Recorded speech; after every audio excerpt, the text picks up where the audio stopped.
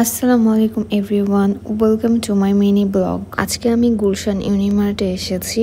এখানে আমাদের প্রয়োজনীয় সবকিছু একসাথে পাওয়া যায়। আমাদের বাসায় যখন একসাথে অনেক কিছু কেনার প্রয়োজন পড়ে তখন আমি সবসময় এই ইউনিমার্টেই চলে আসি, কারণ গুলশান ইউনিমার্টটা অনেক বড় এবং এখানে একসাথে সবকিছুই পাওয়া যায়।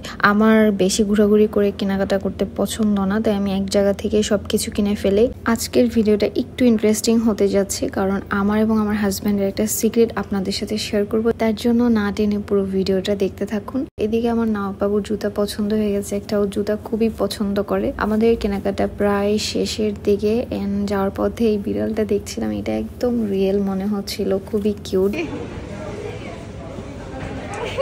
এরপর বাসায় আসতেই দেখি ওয়েদারটা এত বেশি উইন্ডি হয়ে গেল, আর সাথে সাথে বৃষ্টি আসা শুরু হলো। এমন দারুণ একটা ওয়েদারে আমরা গাহওয়া খাবো না সেটা তো হয়ই না।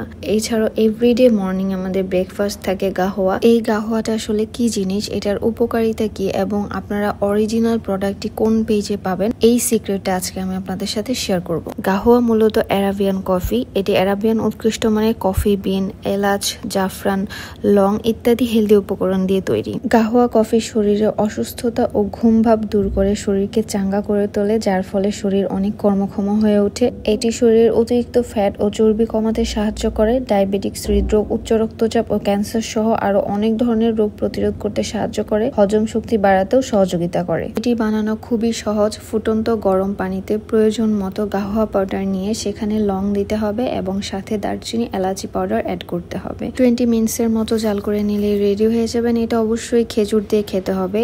এক কামড় খেজুরের সাথে এক চুমুক গাহওয়া, মানে এটার কম্বিনেশনটা এত বেশি দারুণ। যারা কখনো টেস্ট করেনি তারা একবার হলো ট্রাই করে দেখবেন। যারা এটার অরিজিনাল টেস্টটা নিতে চান তারা অবশ্যই স্ন্যাক ডিল ফেসবুক পেজ থেকে এটা অর্ডার করে ফেলবেন। তাদের পেজে প্রিমিয়াম ইম্পোর্টেড অনেক ফুড পাওয়া যায়। আপনারা ভিজিট করে আপনাদের পছন্দ মতো অর্ডার করে ফেলবেন। এরপর আমরা হুট করে বের হয়ে যাই মাওয়ার উদ্দেশ্যে। আমাদের বাসায় আসলে এর মধ্যে গেস্ট এসেছিল, আমার হাজব্যান্ডের কলিগস এসেছিল ওনার ফ্যামিলি নিয়ে। আর মাওয়া গেলে আমরা সবসময় শখের হাড়ি রেস্টুরেন্টে বসি, অন্য কোনো রেস্টুরেন্টে বসা হয় না। ওদের ফুড থেকে শুরু করে বিহেভিয়ার সবকিছুই অনেক ভালো। এনিওয়েজ ভাবির সাথে অনেকদিন পর দেখা, তাই অনেক গল্প করছিলাম। আর আমাদের এই দুইটা বোরখায় আমাদের ফেসবুক পেজ ইজমাতে পেয়ে যাবেন। এদিকে গল্প করতে করতে আমাদের খাবারও অলমোস্ট রেডি হয়ে গিয়েছিল। দেন আমরা খেতে বসে যাই।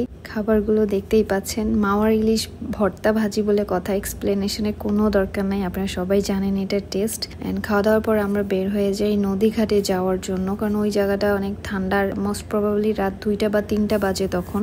এই সময় আসলে নদী ঘাটে চা খাওয়ার ফিলটা একদমই আলাদা। মাওয়া আসলে আমরা সবসময় এরকম মিড নাইটেই আসি। এন্ড গরমের দিনেও এই জায়গাটা অনেক ঠান্ডা থাকে, এর মধ্যে চা খেতে খুব ভালো লাগে। এন্ড চা খাওয়ার পর আমরা যাওয়ার সময় দেখি এখানে মাটির অনেক জিনিসপত্র আছে, খুব সুন্দর সুন্দর কিছু জিনিস। এটা ছিল সিম, ভালোই লাগছিল, বাট কিছু নেওয়া হয়নি। তারপর বাসার উদ্দেশ্যে রওনা দিয়ে দিই। আজকের ভিডিওটা এই পর্যন্তই। ভালো লাগলে লাইক, কমেন্ট, শেয়ার করবেন। আল্লাহ হাফিজ, আসসালামু আলাইকুম।